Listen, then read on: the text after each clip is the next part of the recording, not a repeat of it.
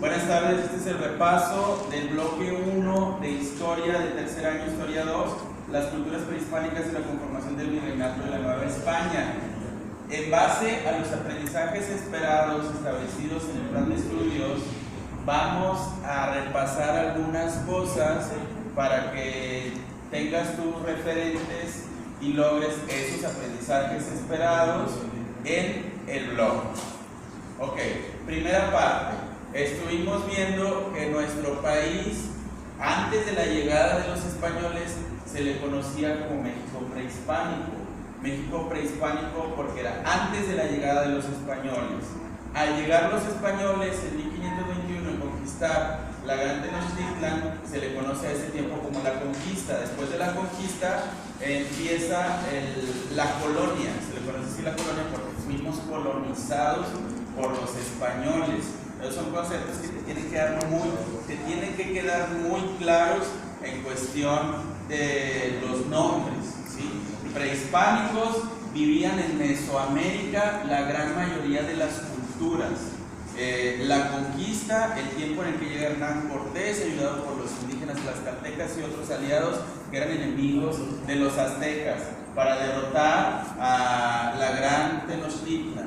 Posteriormente, después de eso, empieza la colonización que da como pie a ese dominio que tienen los españoles, le llaman Nueva España este territorio, y se da una reconformación cultural. Ok, empezamos esa es como que la visión general, pero ahora sí ya un poquito más a detalle. Las primeras culturas que hubo asentadas de una manera sedentaria en nuestro país, una de las primeras culturas se le conoce como la cultura olmeca o la cultura madre. Esa cultura floreció por la zona de Tabasco. ¿Cómo encontraron esos vestigios? De hecho, son relativamente recientes, se le habrán encontrado esos vestigios.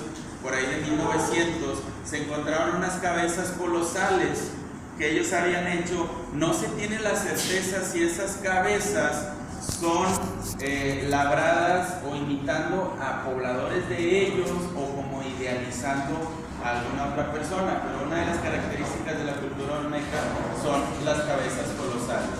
Como mexicanos lo tenemos que saber. ¿Ves una cabeza colosal tallada, hecha en piedra labrada? Pues obviamente tienes que darte la idea de que es una cabeza olmeca. Bien. Esa es conocida como la cultura madre. Tienen la particularidad ellos de tener varios dioses, igual como muchas de las culturas que estuvieron en Mesoamérica.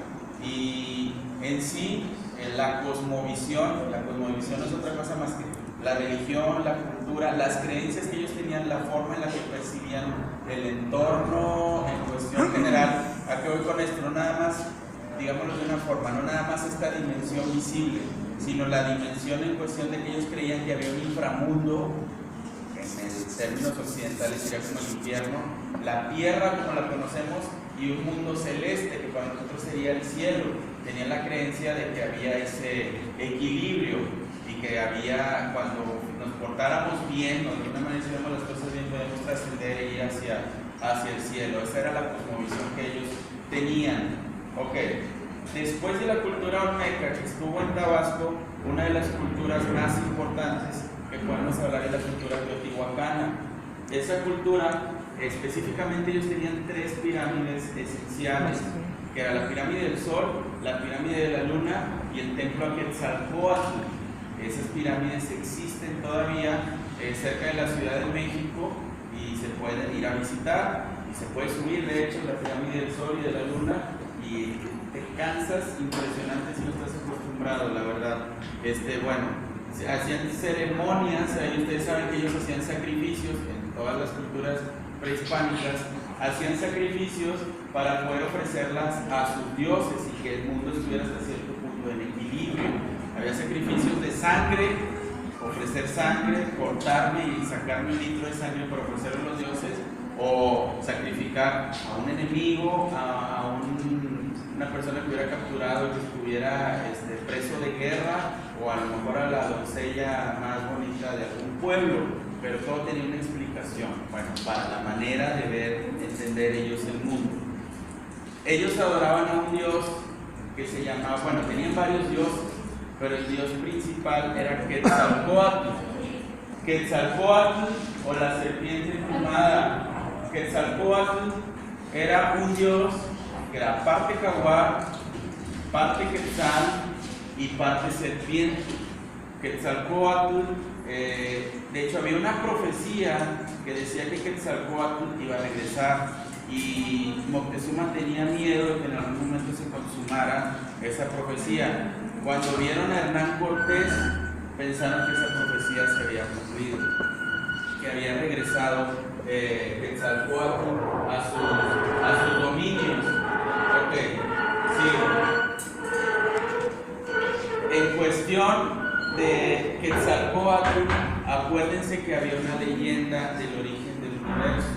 Su hermano de Quetzalcóatl, Tezcatlipoca y Quetzalcóatl, cuando inicia la tierra, existe la leyenda de que ellos bajaron del mundo celeste, donde viven los dioses, para llegar a crear la tierra como la conocemos. Claro, hubo otro tipo de creaciones posteriores que fracasaron, pero dice la leyenda que llegaron Tezcatlipoca y Quetzalcóatl y que pelearon con el ser que se encontraba viviendo en las aguas, lo mataron y lograron crear la tierra y después crearon al hombre y todo.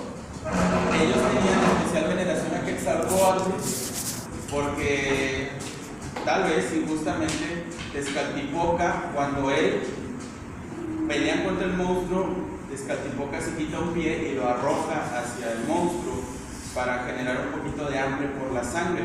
De ahí viene que ellos quisieran hacer siempre sacrificios. Ellos hacían sacrificios porque lo había hecho un dios por ellos, Tezcatlipoca. Luego después Quetzalcóatl dijo que estaba en contra de los sacrificios, pero ellos veían un equilibrio, a veces sacrificios y a veces no. Ok, estoy hablando esto de la cultura teotihuacana. Hubo algunas otras como la tolteca, la mixteca, etc. Pero vamos a centrarnos en las principales. Los teotihuacanos de hecho dejaron de existir y no se tiene vestigio de qué pasó con ellos, si emigraron a otra parte o qué fue lo que pasó. Pero cuando los aztecas andaban buscando la zona, su tierra prometida, donde iban a encontrar el águila devorando la serpiente posada sobre un nopal, pasaron por Teotihuacán y vieron esas pirámides majestuosas y le dieron el nombre como la ciudad de los dioses. Ellos pasaron por ahí, pero ya no había ningún poblador, era algo bastante extraño. Pero bueno, al llegar a la tierra prometida, que es el lago de Texcoco, lo que ahora es la Ciudad de México, queda un poquito del lago de Texcoco, pero en esa parte fundan lo que es México Tenochtitlan y ponen chinampas.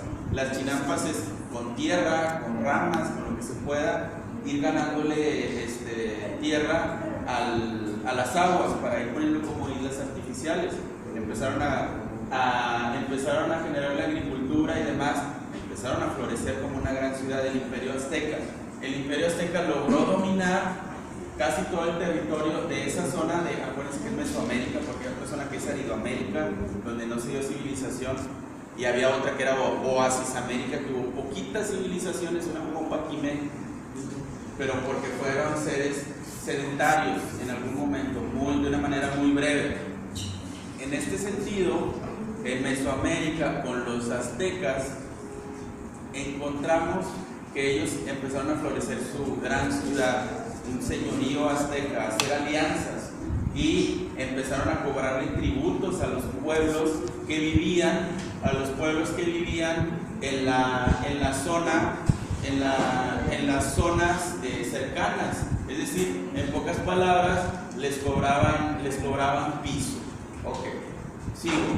De ahí empezó a acumularse cierto odio hacia los aztecas por parte de los otros pueblos, porque veían cómo ellos crecían y hacían grandes cosas, y por eso cuando llegan los españoles, algunos grupos indígenas no dudaron en apoyar al movimiento de los españoles. Ok, sigo. Antes de entrar a la cuestión de la conquista, les recuerdo algunos conceptos clave que hemos estado viendo. Acuérdense que la organización social, hay palabras que trascienden y palabras que ya no. Por decir, hay una palabra que está mal, que es una palabra que es de origen prehispánico. Hay otras que no trascendieron, como la palabra calpulli, que es la colonia donde viven, es el calpulli. O otra palabra que podemos decir es tlatoani. Tlatoani era el dios o la persona representante de Dios, el mandamás en una zona, como el emperador, por llamarlo de alguna manera. Son palabras que eran importantes para ellos. Había dos escuelas, de hecho, acordándome de otras dos palabras prehispánicas, que era el Tepozcali y Calmeca. Una era la escuela de los nobles y otra era la escuela de los agricultores. Les enseñaban diferentes cuestiones artesanales y demás. Ok, sigo.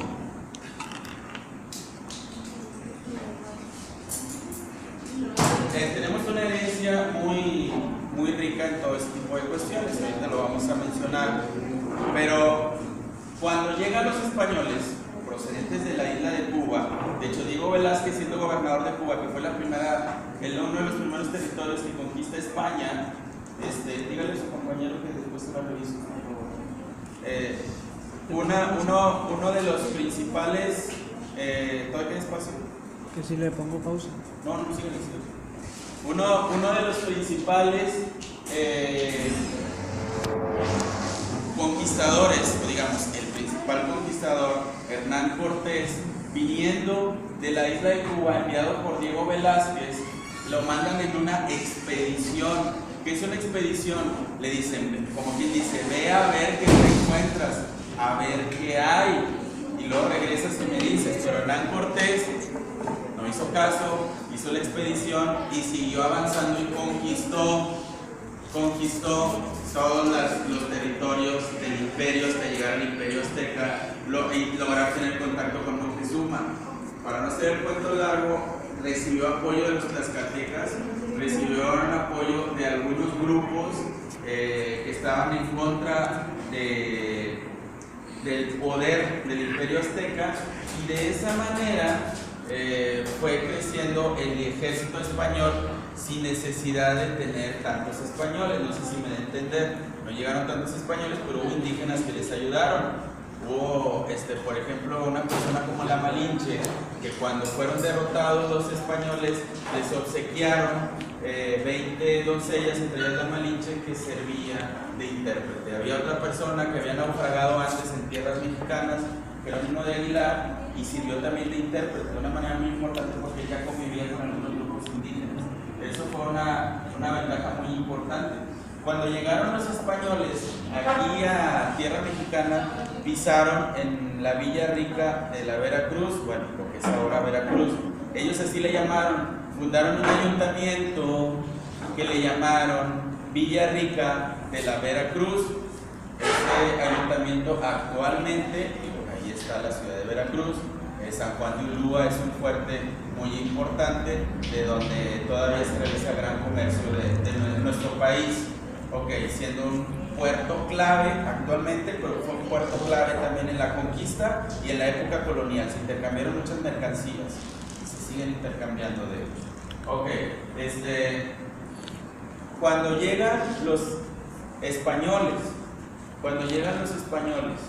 a ver la majestuosidad del imperio azteca, pues se asombran de ver todo eso, ¿no? Y Moctezuma sale a recibirlos y les ofrece quedarse en el palacio de Axayácatl, que es un palacio que cuentan los códices, los escritos, que era un palacio hermoso. Se quedaron los españoles ahí, lo recibieron como visitantes, pero los españoles no iban como visitantes, querían quedarse con las tierras y demás, y empezaron a tener cada vez más dominio, y tuvieron un acuerdo con Moctezuma por el miedo que les tenía Moctezuma, por pensar que era Quetzalcóatl, y la gente pensaba que eran dioses, pero al final de cuentas con la convivencia se dieron cuenta que no eran ningunos dioses, que lo único que querían era el dinero, quedarse con el oro, quedarse con la plata.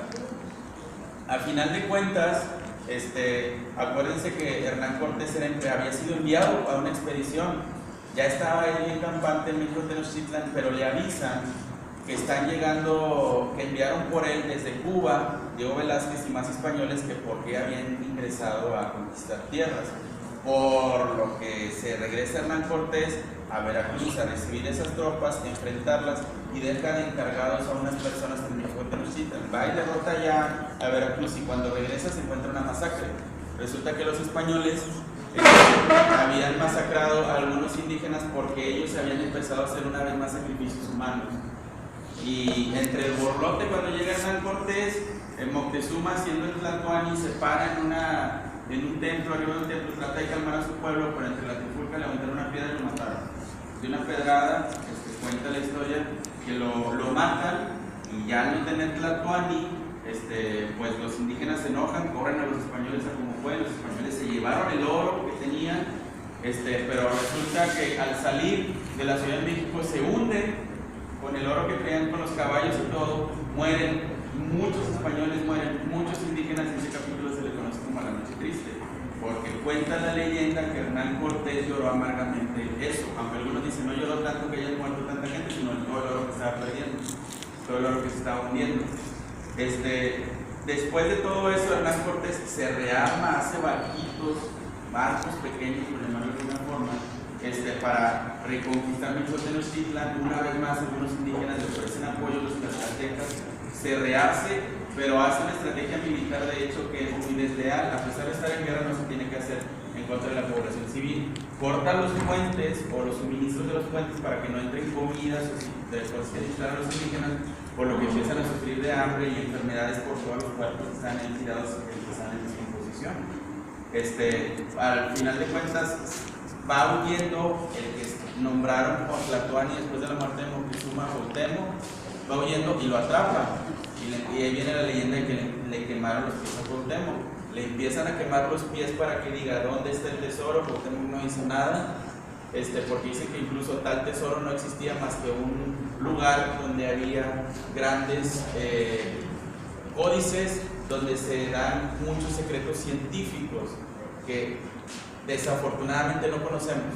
Los aztecas dejaron ahí muchos códices donde guardaban todos sus secretos, o muchos secretos, y desafortunadamente los españoles, por coraje, por no encontrar el mentado tesoro que querían, incendian todos esos códices y no conocemos la trascendencia de esos escritos por lo que hicieron los españoles. Después de ese capítulo, ahora sí, empieza la colonización y empiezan los españoles a dominarnos. Los indígenas son prohibidos ahora sí tajantemente a que adoren todos los dioses que tienen. Se les obliga a bautizarse en algunos casos, bueno, en la mayoría de los casos a bautizarse. Se empiezan a destruir sus pirámides, sus centros ceremoniales. Con las mismas piedras empiezan a hacer las iglesias católicas, incluso algunas iglesias encima de las mismas pirámides, lo cual fue algo muy cruel, pero al final de cuentas sucedió. Sigo. Después de que nos conquistan y demás, empieza a darse un proceso que se le denomina como evangelización. La evangelización es el acto de dar a conocer el evangelio. Y vinieron los frailes, que fueron los franciscanos primero, después jesuitas, dominicos, agustinos, y dieron a conocer la religión católica. De ahí que la mayoría del país sea católico o cristiano, de esa derivación. Hablamos español y tenemos esa religión por la herencia española. Ok, Hernán Cortés es llamado pues el primer gobernante, por llamarlo de alguna forma o de una manera provisional, porque todavía no había virreyes. Después tuvo que haber virreyes para poder empezar el dominio de la Nueva España. Pues imagínense cómo estaba Hernán Cortés, muy bien posicionado, dirían muy bien parado ante el rey español, porque ya había conquistado una tierra nueva, con plata, con oro, con todos los yacimientos, por lo que empezaron la explotación minera, que fue el principal situación económica o motor económico que mueve a la Nueva España, la explotación de la plata. Ellos querían oro, pero no encontraron tanta plata.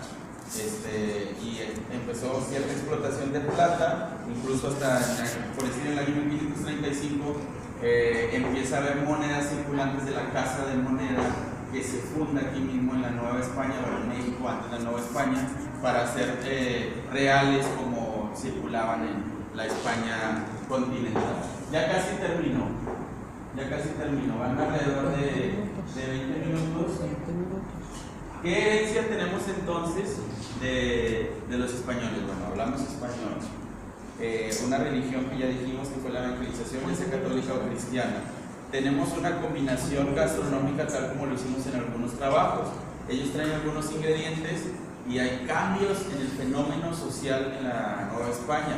Traen el cerdo, traen la red, entra en la dieta de los indígenas la carne como tal, ya sea de cerdo o de res, y empiezan a hacerse esos platillos típicos.